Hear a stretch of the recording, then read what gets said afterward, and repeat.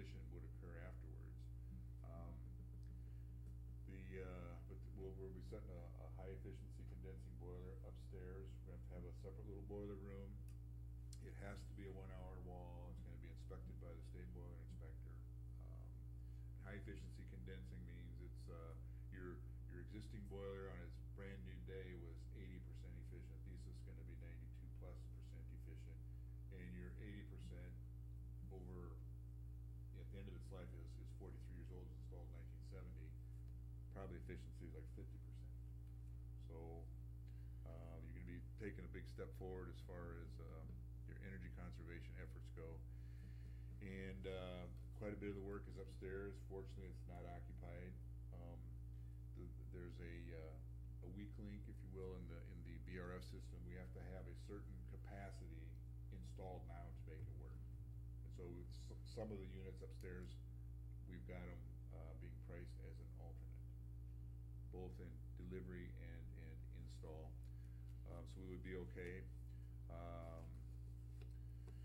So that work could be ongoing. They can be upstairs. We're gonna have to get a new electrical service. The electrician is gonna be the guy who's under the gun, because he can't get his job done until the equipment's set by the mechanical contractor. So it's gonna be a really tight and compressed time frame. So buying it now is, you need a new boiler. There's no way around that. You've expressed a desire to have some air conditioning in the building. This is a very good way of doing it, and it gives you zoning, so you have individual space temperature control, so people won't be complaining. So, and there's going to be 5 systems that will have ductwork. You have a fan coil unit that's sitting right up here right now. We're gonna pull that out. We'll have another fan coil unit above the ceiling, and we'll have a hot water coil, so that's how we'll heat this space. Same thing next door in that space.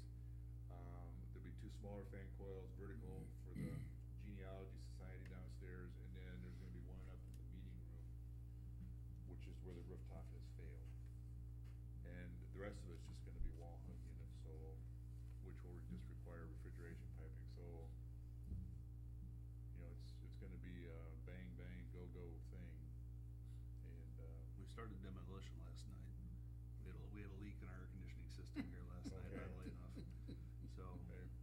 there's one ceiling tile that's not, you don't have to worry about it anymore. Okay, So it's coming apart around us. Right. And did you share with them the estimate that we came up with? Yes. Yes. Okay, so you can see that, and I've done through a cost estimate. I got, it's summarized in one number, but I've got 2 or 3 pages of pricing on various tasks that the contractor has to do.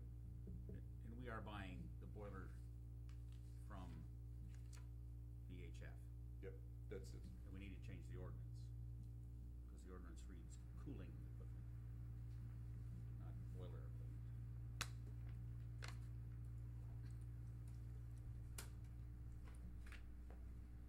If you look at the bid package, VHF bid package, it was to provide heating boilers for, and our resolution reads, cooling equipment, not to exceed.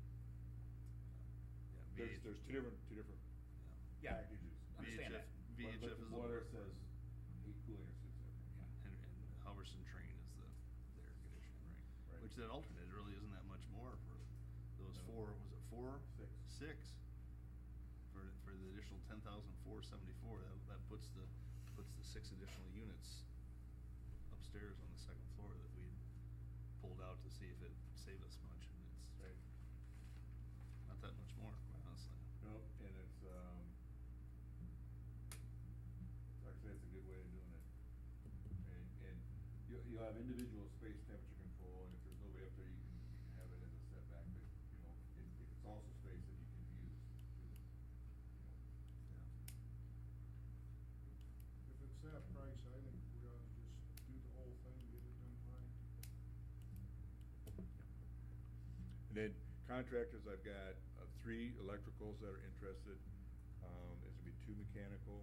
It's gonna take somebody who's fairly big. It'll be a company called Plumtech from Waterloo and Young Plumbing and Heating, because they gotta have the manpower it's all gonna be, there's gonna be a lot of guys working on this at one time. And, but everybody's looking for work, so, We might have a few days where we might be dislocated, right? so we might have to figure that out as it goes. Just want paid time off. Yeah. We get to have the time off.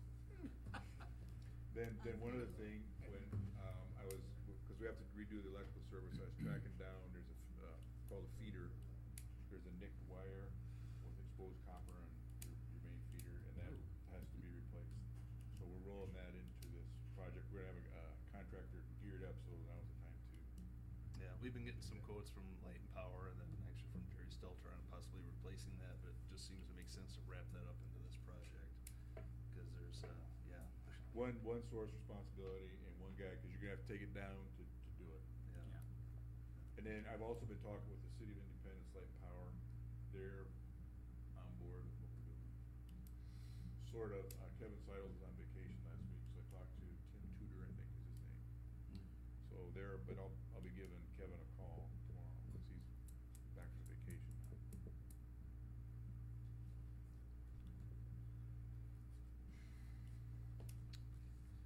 Any Okay. other So questions? what we're doing is just voting on buying, purchasing equipment tonight, right? Correct. Yep. And we're not gonna start any work until there's a contract actually let out? Right.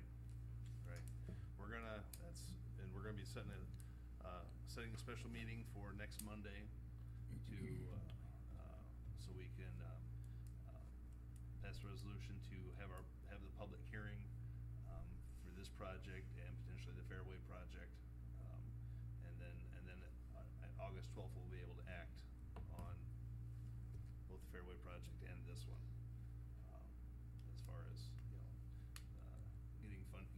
getting GO funding lined up and the ability to fund it, and then we'll know, we have estimates here, we know what the high end is gonna be, and so then we'll actually have the bids are on the City Hall project are coming in and are due on August 2nd. And so then we'll be able to, consider those on the 12th. And if they can start the 13th, that would be fantastic, if they're ready to go. Yeah, that'd be even better. That's what I'll tell them. And then just so you know, if these are approved, we will tell the contractors, the contract amount. They need that in their bidding formula because they're gonna have it shipped here. They're gonna assume responsibility for it, they're gonna warranty it. And so they need to know because they will mark it up. That's how they stay in business. Yeah, it's kinda, I mean, we're ordering it, but it's essentially gonna be their equipment. We're doing this for expediency, and, I make that very, very clear to these guys that we're not trying to cheat them. Because, they're not just labor brokers. They wouldn't even look at this. This, could you break that down, this 119,000 and the 15,000, what's that for? Okay, you look right there? There's the quote. You got it. It's high efficiency condensing boiler, and it's got all these features. This is and just such the and boiler. such a size, yep, that's the boiler. That is in the warehouse, you have to put it on hold. And then here's the, you can pass it around if you would like. Here's the equipment list for the VRF. And then the VRF, also has their supplemental heat that's required, so these guys are quoting the convector, the fin tube radiation, heating elements, and hot water coils that will be mounted deductible. Also, so that's all coming, so our contractor just needs to do the install.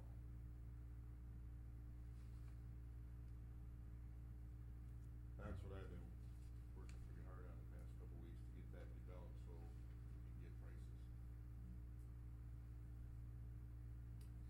And then this equipment is, it's called heat recovery because it's capable of simultaneous heating and cooling at the same time. Some of them, it's either heating or it's cooling. And this building's big enough and has a diverse enough occupancy, you're gonna need simultaneous heating and simultaneous cooling. So, And I took that budget estimate that Steve sent up earlier today. Right now, the asbestos abatement's a bit of an unknown, cause we're waiting on finalization basically with the, if we're looking at about 460,500 for the estimated cost for equipment and installation. We've got about 115,584 in grant. That leaves us with about 345,000 that we're gonna have to look at, general obligation funding for the project, bonding out for that, so. And, we're hoping that that's still on the high end, but, you know, the bids will let us know. But that's kind of the ballpark where we're at right now as far as what our out-of-pocket's gonna be.